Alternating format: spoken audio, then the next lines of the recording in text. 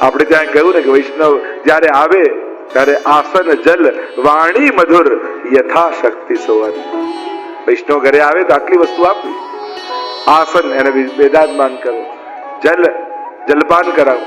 અરે એક વૈષ્ણવને જલપાન કરાવો ને તો મહાપ્રભુજીના બેઠકની જારી બરાબરનું પુણ્ય છે, કારણ કે એના હૃદયમાં શ્રી વલ્લભ બિરાજે છે. તો આસન જલ વાણી મધુર, મધુર વચનો કહેવા.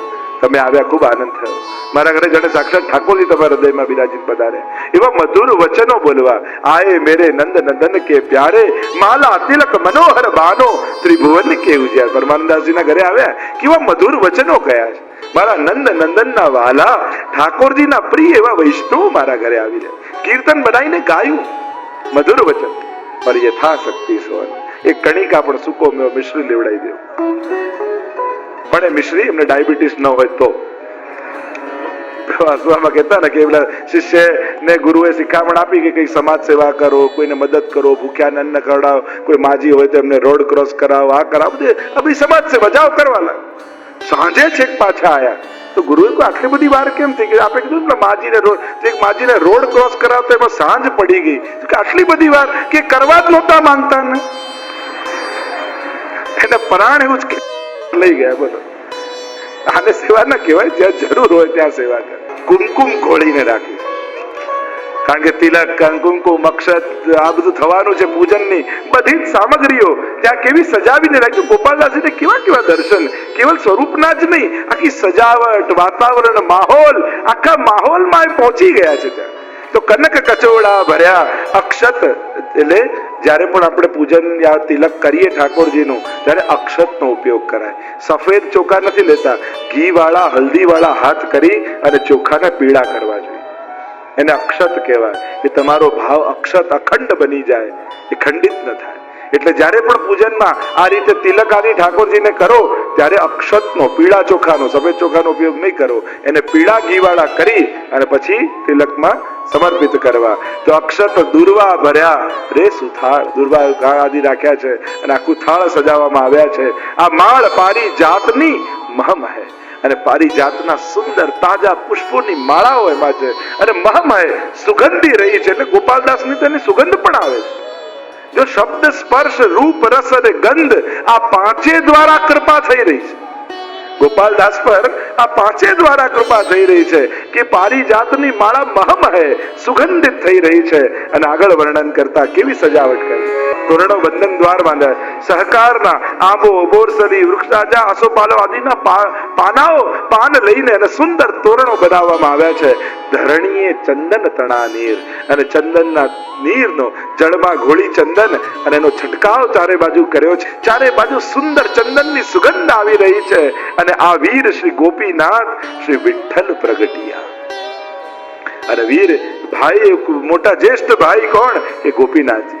બલદેવ શ્રી ગોપીનાથ કહીએ, વિઠ્ઠલ નંદાનંદ, જે આપણે દર્શન કર્યું હતું પૂર્વ વલ્લભાખ્યાનમાં. તો આ વીર શ્રી ગોપીનાથ જ્યેષ્ઠ ભ્રાતા રૂપે પ્રગટ થયા અને શ્રી વિઠ્ઠલ પ્રગટિયા, શ્રી ગુસાઈથી પ્રગટ થયા. વિઠ્ઠલ પ્રગટિયા. જો એમ જોવા જાઓ તો તમે અધ્યયન કરો તો વલ્લભાખ્યાનમાં વિઠ્ઠલ શબ્દ કેટલી વાર આવે? હોમવર્ક છે તમારું, શોધીને લાવજો. એ બાને આખું વલ્લભાખ્યાન વાંચશો. પણ નામ રત્નાખ્યાન સ્તોત્ર તમને આપવામાં આવ્યું છે, એમાં પહેલું નામ શ્રી વિઠ્ઠલ છે. કદાચ એનો સમય એટલો નહીં રહે એટલે આને સાંકળી લઉં છું. તો શ્રી વિઠ્ઠલ પહેલું નામ કહ્યું. તો વિઠ્ઠલ શું? શ્રી વિઠ્ઠલ પ્રથમ નામ રત્નાખ્યાનમાં શ્રી રઘુનાથજી ઉચ્ચાર કર્યો છે. શ્રી વિઠ્ઠલ નામનો ભાવ બતાવ્યો. એક અર્થ તો કર્યો વિઠ્ઠલ, જે અજ્ઞાનના અંધકારમાંથી પ્રકાશ તરફ લઈ જાય. એ વિઠ્ઠલ, લાપી અંધકારમાંથી પ્રકાશ તરફ લઈ જાય એ વિઠ્ઠલ. અને આધિ દૈવિક નામનું સ્વરૂપ બતાવતા કહ્યું કે આ શ્રી વિઠ્ઠલ નો અર્થ શ્રી એટલે લક્ષ્મી રૂપા સ્વામીજી, વિદ એટલે શ્રુતિ રૂપા જ્ઞાન રૂપા ચંદ્રાવલીજી, ઠ એટલે જે જ્ઞાન શૂન્ય એ કુમારિકાઓ જે લલિતાજી, અને લાતી અને જે અજ્ઞાની પણ સ્વીકારી લે એ શ્રી યમુનાજી. એમ કેવલ શ્રી વિઠ્ઠલ નામમાં ચારે યુથ બિરાજમાન છે. આ નામનું આધિદૈવિક સ્વરૂપ. આપણે ત્યાં તો વાર્તા પ્રસંગમાં આવે ને કે પેલા એક સાવ ગામડાના અભણ બેન આવ્યા ગુસાઈજી પાસે, મારે નામ કંઠી લેવું. ગુસાઈજીએ કહ્યું, બોલ શ્રી કૃષ્ણ શરણમ મમ. અને પેલાની જીભ જ ન વળે, નીકળે જ મુખમાંથી. ફરી કહ્યું, બોલ શ્રી કૃષ્ણ શરણમ મમ. બોલી જ ન શકે. એટલે ગુસાઈજી કે તને મારું નામ આવડે છે? હા, એ આવડે. તો કે 3 વાર બોલી જાય, કંઠી પહેરાવી દીધી. તો આપનું નામ એ વિઠ્ઠલ સાક્ષાત પુરુષોત્તમ રૂપ છે, એ સાધારણ નથી. વિઠ્ઠલ નામના અનેક ભાવ આપણે ત્યાં આચાર્ય ચરણે બતાવ્યા. ગોપાલદાસજી વંદુ શ્રી વિઠ્ઠલ વર સુંદર નવ ઘનશ્યામ તમાલ જગતી તલ ઉદ્ધાર કરવા પ્રગટ્યા પરમ દયાલ. ત્યાં નિસ્સાધન જનહિત કરવા શ્રીનાથ વિઠ્ઠલ આવ્યા. એવા વિઠ્ઠલ શબ્દને ગોતી લાવજો વલ્લભાખ્યાનમાં. કેટલી વાર પ્રયોગ કર્યો ગોપાલદાસજી. અને વારે ઘડીએ વિઠ્ઠલ વિઠ્ઠલ વિઠ્ઠલ શબ્દનો પ્રયોગ કેમ થાય છે? પંચામૃતની ભાવ છે ને આપણે ત્યાં. જો પ્રાગટ્ય પંચામૃત નથી, આ પંચામૃત ગણાય. પંચામૃતમાં કઈ કઈ વસ્તુ હોય? દૂધ, દહીં, ઘી, બુરું અને શહેદ. અને શેરડીએ વહે રે સુગંધ. અને શેરડીમાંથી સાકર બને ને, બુરો બને. એટલે શેરડીએ વહે રે સુગંધ, આ સુગંધે મોયા અલી કુલ આવ્યા. અને આ સુગંધ એવી પંચામૃતની, જ્યારે પ્રભુ પધાર્યા છે, પંચામૃત વંટાઈ રહ્યા છે, પંચામૃતથી સ્નાન થઈ રહ્યા છે, અને એની દિવ્ય સુગંધ ચારે બાજુ થઈ રહી છે. તે જે તાજું કમળ ખીલે ને એવી સુગંધ કેવી ફેલાય, એટલે ભ્રમર ગોતતો ગોતતો આવી જાય. એમાં અલી કુલ આવ્યા. એક ભાવ તો અલી કુલ એટલે ભ્રમરો જ ભક્તો છે. અને મુખ કમલ ને જોઈ અને આ ભ્રમરો એટલે કે ભક્તો રૂપી ભ્રમરો આવીને ગુંજે છે. અલી કુલ આવ્યા છે, પણ ગાતા નથી કહે. ત્યાં તો કહે કે ભ્રમર કરે ગુંજાર. પ્રથમ આખ્યાનમાં તો કહ્યું છે ત્યાં ગુંજાર કરે છે, શબ્દ કરે છે. પણ અહીંયા તો આવી ગયા અને ચારે બાજુ ફરવા લાગ્યા. ઉત્તમ કવિજનો આવ્યા, સુંદર ગીતો ગાવા લાગ્યા, બનાવી બનાવીને સુંદર મંગલ ગાન કરવા લાગ્યા. માગધ એટલે ઢાડી યા ભાટચારણ, એ લોકો આવી ગયા. અને આપણે ત્યાં ઢાડી લીલા ઠાકોરજીના પ્રાગટ્યમાં ગવાય, આખી વંશાવલી ગવાય અને એમના દિવ્ય ચરિત્રોને ગાવામાં આવે.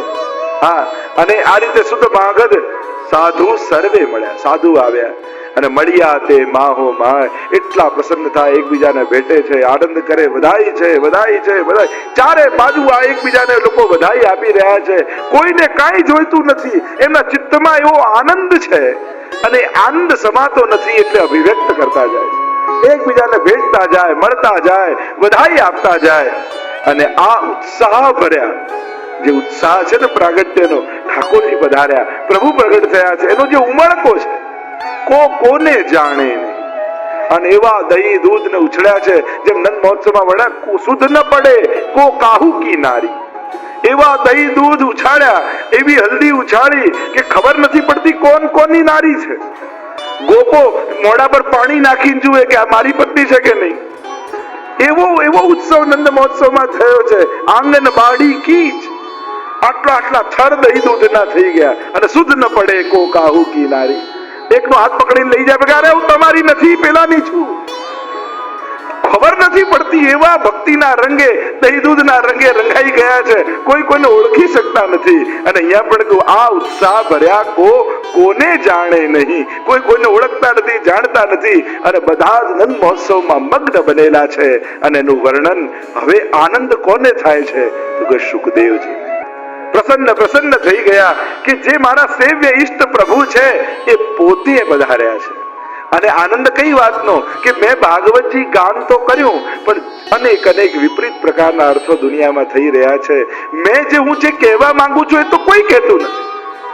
દુનિયામાં ગમે તેટલા વિદ્વાનો ભાગવતજીના અનેક પ્રકારના ભલે અર્થો કરે, પણ એ પોતાના બુદ્ધિનો પ્રભાવ બતાવે છે. સુખદેવજી જે કહેવા માંગે એ નથી કહેતા. એટલે ગમે તેટલા સારા દુનિયામાં કેવા બુદ્ધિમાન લોકો, કેટલા પ્રભાવી લોકો છે દુનિયામાં, તેજસ્વી લોકો છે. અને લોકો કે મારી બુદ્ધિ પ્રમાણે મને આ અર્થ લાગે છે, એટલે એને ચોખ્ખું કીધું આ અર્થ એની બુદ્ધિનો છે. લોકો શું કહે, મારી બુદ્ધિ પ્રમાણે મને આ લાગે એટલે આ અર્થ એની બુદ્ધિનો. જે સુખદેવજી અર્થ કહેવા માંગે છે એ એને નથી જાણે. અને સુખદેવજીને એ ખેદ છે કે જે ભાગવતજીના શુદ્ધ અર્થો ક્યારે પ્રગટ થશે. પણ જ્યારે આ સુખદેવ સબળ આનંદિયા અને વંદિયા શ્રી વલ્લભજીના ચરણ, કહ્યું કે અરે આપના ચરણારવિંદમાં વંદન કરું છું, આપે તો ભાગવત સુધાર સમત કે અપનો પંથ જતાયો. ભાગવતજીનું બંધન કરી જે નવનીત નીકળ્યું એ પુષ્ટિ માર્ગ રૂપે સર્વને આપ્યું છે. અને સુબોધની આદિમાં અનેક અર્થો કર્યા. હવે ગુસાઈજી એના પર ટિપ્પણી આદિ લખી અને એના ગૂઢ અર્થોને લોકોને સમજાવશે. કારણ કે કહેવાય સુબોધિની પણ છે દુર્બોધિની. સરળમાં સમજે તદુક્તમ અપી દુર્બોધમ. સ્વયં ગુસાઈજીએ જ કહ્યું છે કે આપે કહ્યું એ તો બધું દુર્બોધ છે, પણ સુબોધમ સાધ્યતા તથા, પણ એ સુબોધ થાય એના માટે આ સર્વોત્તમ છે. અને એટલા માટે વંદન કરે છે મહાપ્રભુજીને. કેમ? આ ગિરિધરણ શ્રી ભાગવત મારું નિરક્ષ, કે જેની ગાથા મેં ભાગવતજીમાં ગાઈ છે.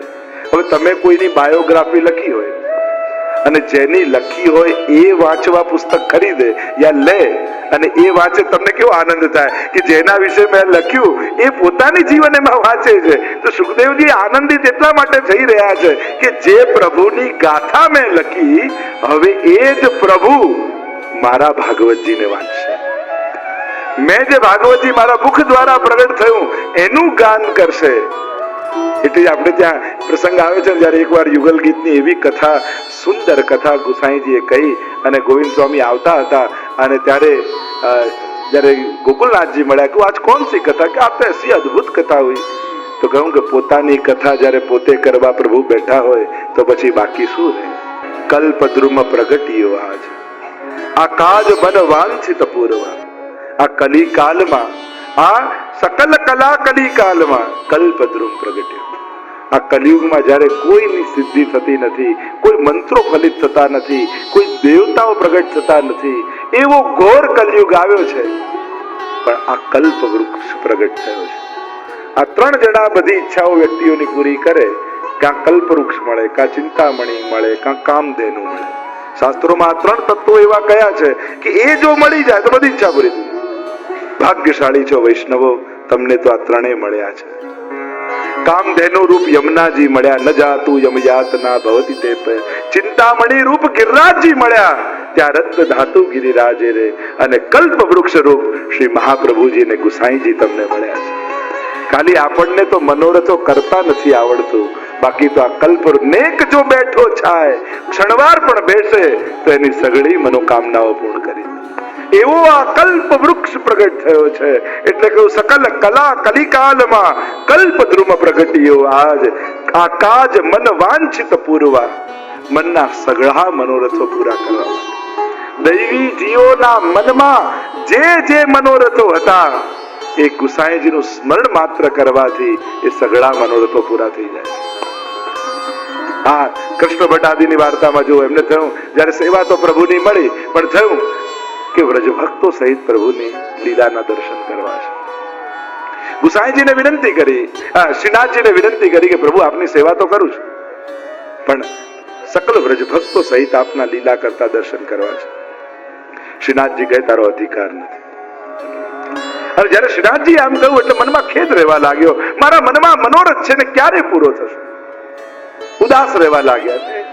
ગુસાઈજીની દ્રષ્ટિ પડી, આમ ઉદાસ કેમ છે? દાસ ક્યારે ઉદાસ ન હોય, એ તો પ્રસન્ન હોય. ઠાકોરજી મનોરથ પૂરો નથી કરતા. શું મનોરથ છે તમારો? શ્રીનાથજીને વિનંતી કરું છું કે આપના વ્રજભક્તો સહિત લીલા કરતા દર્શન કરવા છે. હા, તો શ્રીનાથજી બાબા શું કહે છે? શ્રીનાથજી કહે છે કે તારો અધિકાર એટલે ઉદાસ છું. ગુસાઈજી કહે શ્રીનાથજી તો બાળક છે, ચાલ મારી સાથે. હાથ પકડીને લઈ ગયા. એ તો બાળક છે, બોલે ચલ. મારો હાથ પકડીને લઈ ગયા વૃંદાવનમાં.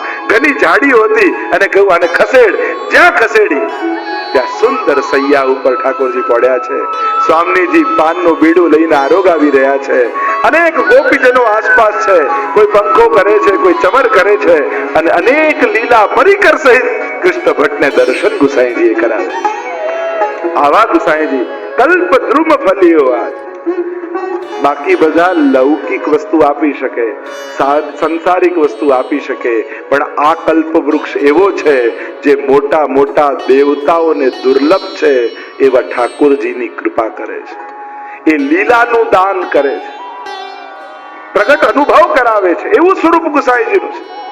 અને એટલે જ જયારે સર્વોત્તમ સ્તોત્રની ટીકામાં ગોકુલનાથજી ટીકા લખે, નત્વા પિતૃ પદાંબોજ સર્વાભિષ્ટ પ્રદાયક.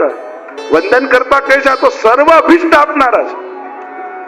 તો ત્યાં પ્રશ્ન જગાવ્યો કે જેમ ધન તો બીજાના ભજનથી પણ મળી જાય છે, ઘર જોઈતું હોય તો બીજાના ભજનથી મળે, સંસાર મળવું હોય તો ઘણા દેવતાઓના ભજનથી સંસાર મળી જાય, પણ આ બધું બીજા આપી શકે અને ગુસાઈજી પણ આપે તો બંનેમાં ફરક શું? તો ઉત્તર આપતા કહ્યું કે બીજા ધન આપે દેવતાઓ, પણ એ ધન સંસારમાં બાંધનારું હોય. ગુસાઈજીની કૃપાથી ધન મળ્યું તો એ સેવાને સાધનારું મળશે, એ ધનનો ઉપયોગ સેવામાં થઈ શકશે. બીજાના કૃપાથી ઘર મળ્યું તે સંસારમાં વધારનારું હશે. ગુસાઈજીની કૃપાથી ઘર મળ્યું તો એવું મળશે કે જ્યાં ઠાકોરજીની સેવા થતી હશે. બીજાની કૃપાથી સ્વજનો મળ્યા તે લૌકિક વધારનારા મળશે, પણ ગુસાઈજીની કૃપાથી સંસાર પણ મળ્યો તે બધા ભગવદી વૈષ્ણવ મળશે. આ ફરક છે. બીજા સંસારમાં બાંધનારું આપે અને ગુસાઈજી તો સેવાને સાધનારું આપે છે. એવા અભિષ્ટ આપનારા ગુસાઈજી.